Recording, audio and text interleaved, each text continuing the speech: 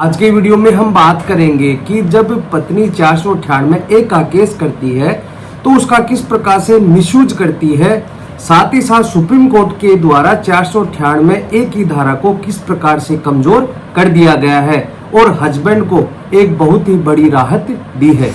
आज मैं आपको सुप्रीम कोर्ट के इसी जजमेंट के बारे में ही बताने जा रहा हूं कि सुप्रीम कोर्ट ने 498 के केस को किस प्रकार से कमजोर कर दिया। तो बने रहे वीडियो के अंत तक।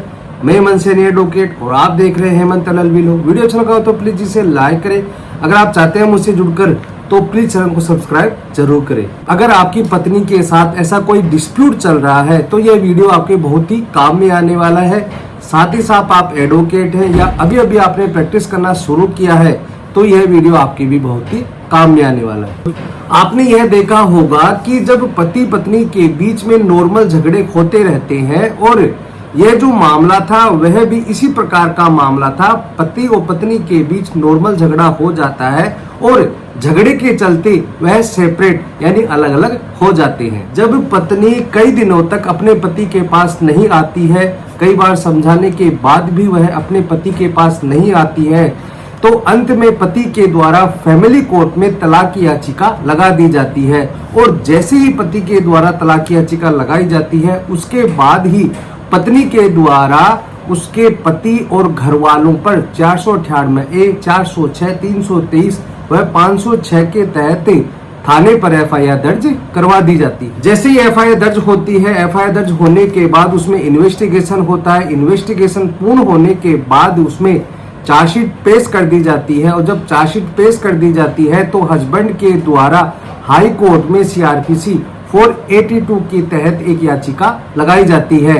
याचिका में यह प्रेयर की जाती है कि जो मेरे खिलाफ चार्जशीट पेश की गई है उसे क्वैश यानी खारिज किया जाए। Haryana and Punjab high court के द्वारा इस पूरे मामले को देखा जाता है और एक केस का हवाला दिया जाता है, वह है state of Haryana versus Bhajanlal.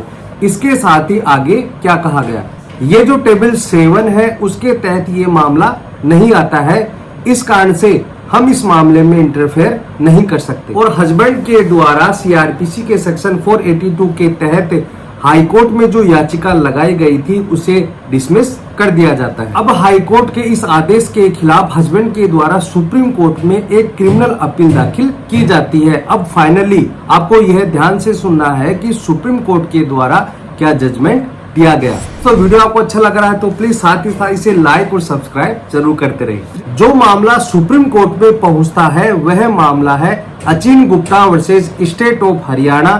Criminal appeal number है 2379 ऑफ 2024। अभी 3 मई 2024 को यह जजमेंट पारित किया गया है। अब ध्यान देने वाली बात यह है कि सुप्रीम कोर्ट के द्वारा क्या कहा गया। सुप्रीम कोर्ट के द्वारा यह कहा गया कि पत्नी और उसके माँ बाप के दिमाग में सबसे पहली बात पुलिस का ख्याल आता है। मतलब कि पत्नी के जो ससुराल में अगर छोटी सी भी बात होती है तो पत्नी व उसके घर वालों के दिमाग में पुलिस को शिकायत करने की बात आती है और पुलिस भी इस प्रकार से आती है कि उसी के पास ही पूरी समस्या का समाधान हो। सुप्रीम कोर्ट ने यह कहा कि पुलिस स्टेशन में पहुंचने की जो पहली प्रथा है कि जैसे ही कोई मामला होता है और तुरंत ही हम पुलिस स्टेशन पहुंच गए, तो यह इस प्रथा की सुप्रीम कोर्ट के द्वारा निंदा की जाती है।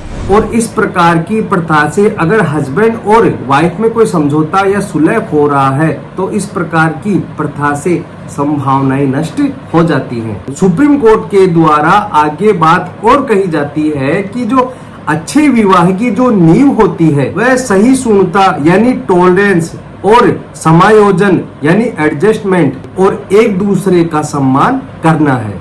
प्रत्येक विवाह में एक दूसरे की गलती के प्रति निश्चित सहनीय सीमा तक सहनशीलता अंतर्निहित होनी चाहिए। इस हद तक टॉलरेंस इनहेरेंट है, इसमें जिस हद तक उसको बर्दाश्त किया जा सके, यानी कि बर्दाश्त की हद तक एडजस्ट किया जाना चाहिए। इस प्रकार की बात सुप्रीम कोर्ट के द्वारा कही गई।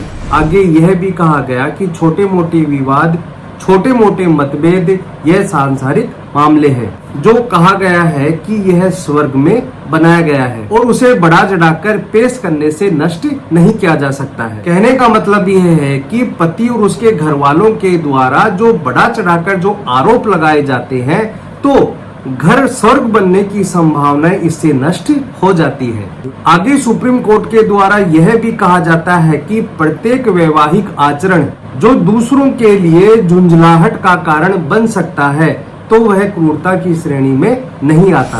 कहने का मतलब है कि ऐसा नहीं है कि हर आचरण को लेकर आप कहें कि यह तो क्रूरल्टी है, पति ने मेरे साथ क्रूरल्टी की है, ऐसा नहीं है। केवल मामूली चिड़चिड़ापन और पति पत्नी के बीच रोज के झगड़े, वैवाहिक जीवन में घटने वाली जो घटनाएं हैं, उन्हें क्रूरता नहीं मानी जाएगी।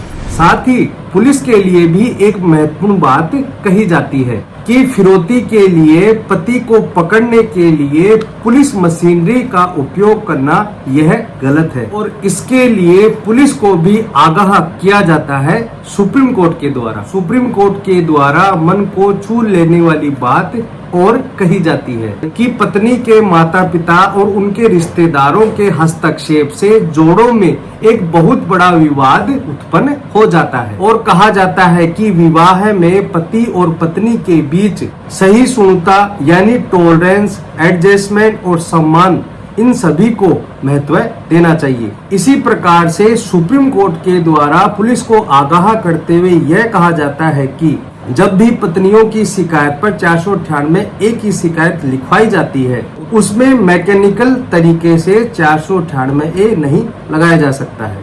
और इस प्रकार से इतनी सारी टिप्पणियां करने के बाद सुप्रीम कोर्ट के द्वारा यह कहा जाता है कि पति पत्नी के बीच रोज रोज के जो नॉर्मल झगड़े होते हैं, उन्हें क्रूरता की श्रेणी में नहीं माना जाएगा और पति के विरुद्ध यांत्रिक तरीके से 498 ए को लागू नहीं किया जा सकता।